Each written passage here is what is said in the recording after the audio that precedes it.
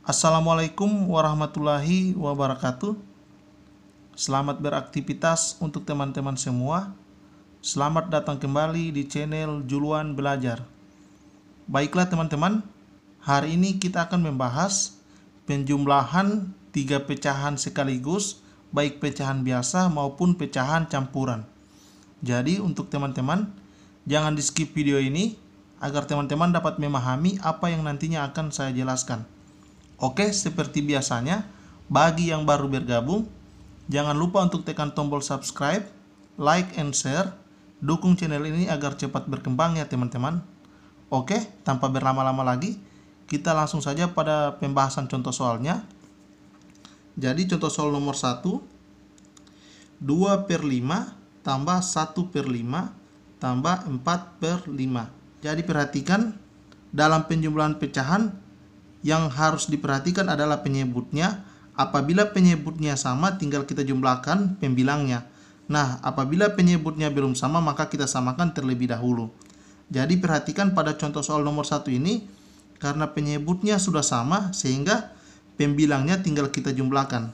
Jadi kita langsung saja, 2 tambah 1 sama dengan 3, 3 tambah 4 sama dengan 7. Jadi hasilnya 7/5. Nah, kemudian 7/5 ini perhatikan pembilangnya lebih besar daripada penyebut, sehingga 7/5 ini masih bisa kita sederhanakan. Caranya, kita pakai bahagi kurung agar teman-teman lebih paham. Kita kerjakan sini saja, 7/5. Nah, perhatikan, 7 dibagi 5 tidak bisa, sehingga kita harus mengambil angka yang paling mendekati, yakni 1. 1 kali 5 sama dengan 5. Kemudian kita kurangkan, 7 kurang 5 sama dengan 2. Jadi hasil 7/5 apabila kita sederhanakan, satunya ini menjadi bilangan bulat, kemudian 2-nya menjadi pembilang, kemudian 5-nya tetap menjadi penyebut. Jadi 7/5 apabila kita sederhanakan menjadi 1/2/5. Oke, bisa dipahami? Jadi kita next pada contoh soal nomor 2. 1/2 tambah 2/8 tambah 3/4. Nah, seperti yang saya jelaskan pada contoh soal nomor 1, dalam penjumlahan pecahan yang harus diperhatikan adalah penyebutnya. Apabila penyebutnya sama, langsung kita jumlahkan pembilangnya. Nah, sekarang pada contoh soal nomor 2, ternyata penyebutnya berbeda. Sehingga untuk mengerjakan contoh soal nomor 2 ini, kita harus samakan terlebih dahulu penyebutnya. Nah, perhatikan, 2, 8, dan 4. Ini sama-sama merupakan kelipatan 2. Jadi, untuk memudahkan kita ambil saja 8 ini sebagai penyebut. Oke, bisa dipahami? Jadi, per 8 tambah per 8, kemudian tambah lagi per 8. Nah, untuk mengerjakan selanjutnya, 8 ini kita bahagi dengan 2. 8 bahagi 2 sama dengan 4. 4 dikali 1 sama dengan 4. Kemudian, 8 ini kita bahagi dengan 8. 8 dibahagi 8 sama dengan 1. 1 kali 2 sama dengan 2. Setelah itu, 8 dibahagi 4 sama dengan 2. 2 dikali 3 sama dengan 6. Nah, sekarang perhatikan penyebutnya sudah sama, sehingga pembilangnya tinggal kita jumlahkan saja. Bisa dipahami? Oke, sekarang kita jumlahkan. Sama dengan 4 tambah 2 sama dengan 6. 6 tambah 6 sama dengan 12. 12/8. Nah, sekarang perhatikan, 12 dan 8 ini pembilangnya lebih besar daripada penyebut, sehingga 12 dan 8 ini masih bisa kita sederhanakan. Nah, perhatikan, 12 dan 8 ini sama-sama merupakan kelipatan 4, sehingga kita bahagi dengan angka 4 saja. Pembilang kita bahagi dengan angka 4, kemudian penyebutnya juga kita bahagi dengan angka 4. Sama dengan 12 dibagi 4 sama dengan 3, kemudian 8 dibagi 4 sama dengan 2, jadi 3/2. Nah, perhatikan lagi, ternyata 3/2 ini pembilangnya masih lebih besar daripada penyebut, sehingga masih bisa kita sederhanakan. Nah, cara untuk menyederhanakan 3/2 kita pakai bahagi kurung saja. supaya lebih paham. 3 dibahagi 2. 3 bahagi 2 tidak bisa, sehingga kita harus mengambil angka yang paling mendekati, yakni 1. 1 kali 2 sama dengan 2. 3 kurang 2 sama dengan 1. Jadi hasilnya 1 per 2. Jadi hasil 3 per 2 apabila kita sederhanakan menjadi 1 per 2. Oke, bisa dipahami? Kita next pada contoh soal nomor 3. 1 per 5 tambah 2 1 per 2 tambah 1 3 per 6. Nah, perhatikan pada contoh soal nomor 3 ini penjumlahan 3 pecahan campuran. Jadi untuk lebih memudahkan kita dalam mengerjakan contoh soal nomor 3 ini, alangkah baiknya semua pecahan campuran ini kita rubah dulu menjadi pecahan biasa. Oke, sekarang kita rubah. 1 per 5 apabila kita rubah menjadi pecahan biasa, caranya 1 ini dikalikan dengan 5, kemudian hasilnya ditambahkan dengan 1.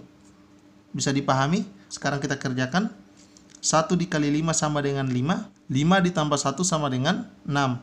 Jadi 1 per 5 apabila dirubah menjadi pecahan biasa menjadi 6 per 5.